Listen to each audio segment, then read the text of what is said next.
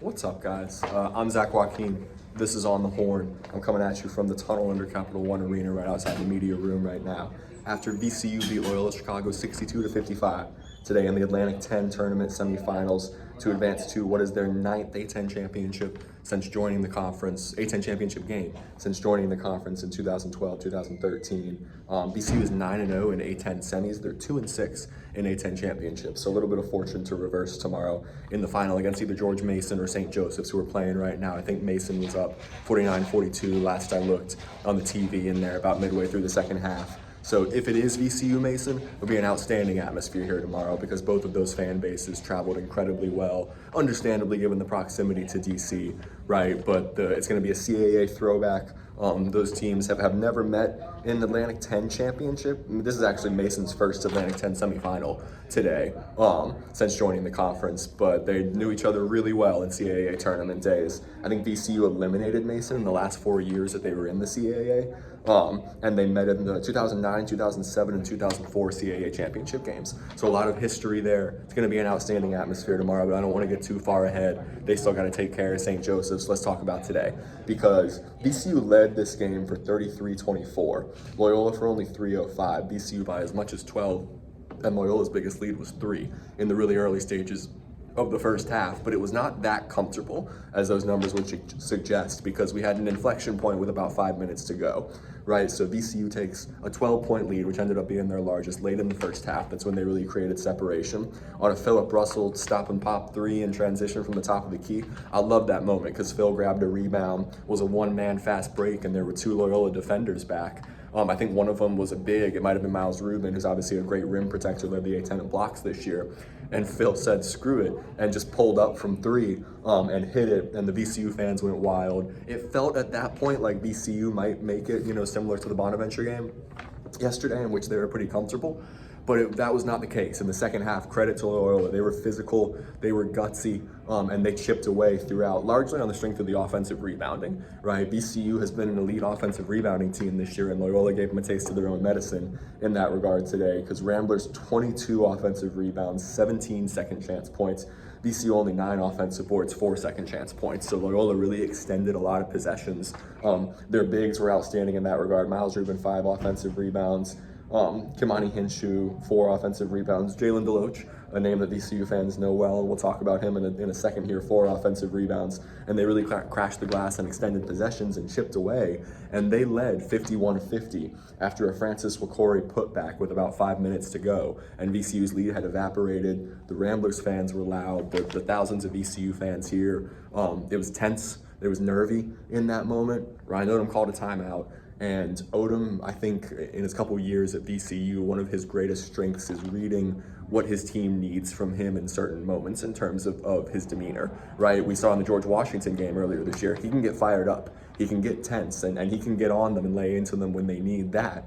And he also can be very calm. He's obviously pretty calm, cool, and collected the majority of the time, and is really able to settle his team down in those tense moments. We asked Ryan Odom what they talked about in that timeout after the game, and he said they talked about trust and zeroing in on their keys and not letting the moment take them out of their relationships with their teammates and what they know they can do, what they've done well all season. And VCU trusted down the stretch because out of that timeout with 5 minutes to go, Zeb Jackson jab step, top of the key, loses his defender, drives left, drives the lane with authority and raises up and slams home with 2 hands for 52-51. That flipped the momentum. The VCU fans were back into it, and Loyola Chicago never led again. And VCU closed the game on a 12-4 run. Also in that timeout, Odom and Jackson and Max Scholga talked about it after the game. They identified that Loyola was really aggressively helping on their drives, specifically their bigs, and they were leaving some space for Luke Mamboye and Christian Furman under the rim, and Christian Furman had a couple of key push shots in the lane during that 12-4 run to close the game, and Zeb Jackson, Max Scholga were both able to drive. I think Joe Bamasil had one too, collapse the defense, draw help, and then lay off to Furman or Mamboye for easy buckets under the rim after they created space. And that was a big part of that run. VCU obviously also just locked in defensively. Loyola didn't have a field goal in those last 5 minutes. Their only points were a few Sheldon Edwards free throws after Philip Russell fouled him on a 3-point attempt. And it ends up VCU 62, Loyola 55.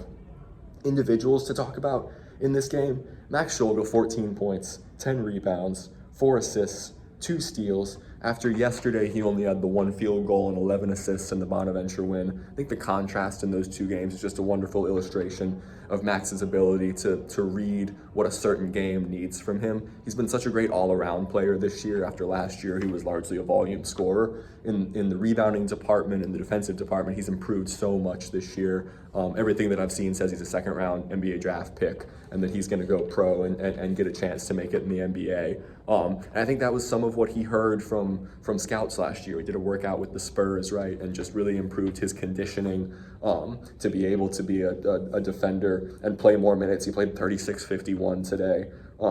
That's a game high after Des Watson, so it's the second most in the games.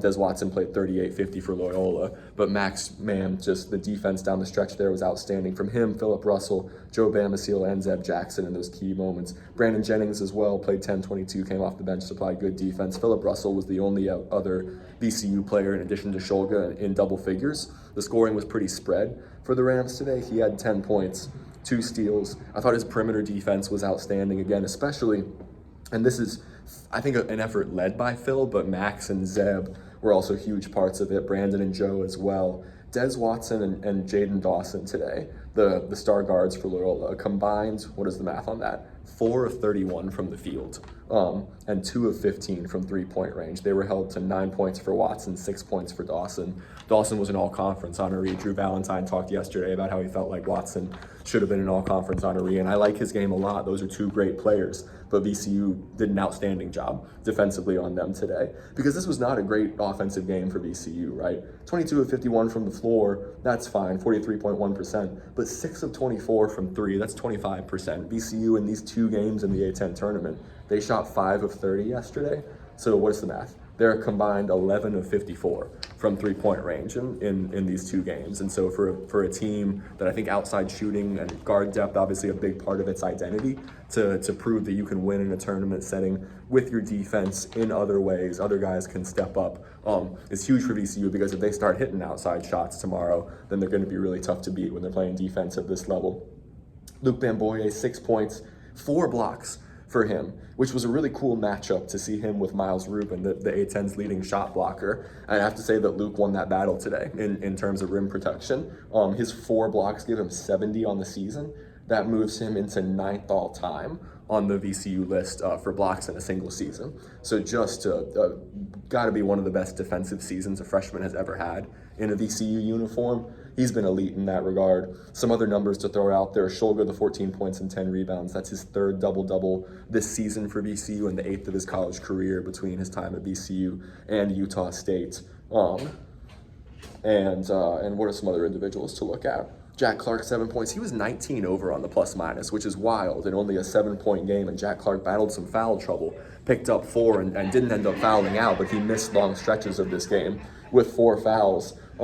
Ended up with 7 points and 8 rebounds, but 19 over on the plus-minus. That's wild. I think his ability to stretch the floor, just the spacing that he does. He didn't make a 3 today, but his defense and his rebounding's been elite all year, and his floor spacing is super helpful for VCU. And I think the 19 over on the plus-minus illustrates that VCU's offense just flows so much better when Jack Clark is out there on the floor and able to pull opposing bigs away from the basket.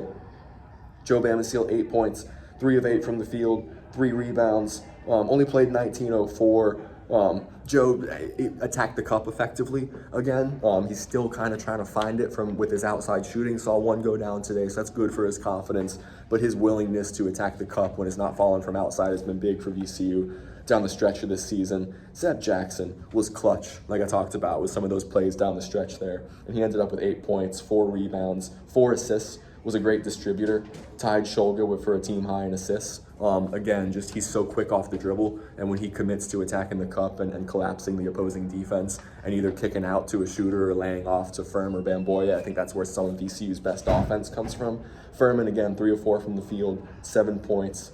He had a block as well. Some huge buckets in the final minutes there. And Michael Bell and Brandon Jennings both came off the bench and I think affected this game in positive ways, although Brandon didn't score today after he had an outstanding game yesterday, and Bell had just the 2 points and 2 rebounds.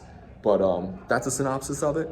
VCU is moving on to the A10 championship tomorrow. We're awaiting who their opponent will be. Again, Mason was up on St. Joseph's last I looked, but that game's going to be at 1 p.m. A huge tip of the cap to all the VCU fans that made the trip. The atmosphere was outstanding again. And thank you to everyone who, I had a few people yesterday too. I hung out and watched the Dayton St. Joseph's game, which was outstanding, and went to overtime, and St. Joseph's ended up winning. But I had a few people just come up to me and say that they watch On the Horn, that they read the coverage, that they appreciate it, and that means the world to me when people say that. So thank you all so much for following along. I'm staying in DC for another day, and I think we'll be staying past the championship game tomorrow. I believe VCU is going to have a watch party for the selection show at their hotel. I think they're safe after today, especially because the bubble has really, you've had a lot of teams lose that were potential bid stealers in the last few days, and VCU got some results that helped them out. St. Joseph's win moved them into the top 75, and so that win at Hagen is now a quad one. Colorado State won as well, and so that moved them into the top 50 of the net. That's a quad one too, and so VCU has 3 quad one wins, including the win at UD Arena, which at a time just a few weeks ago they had none.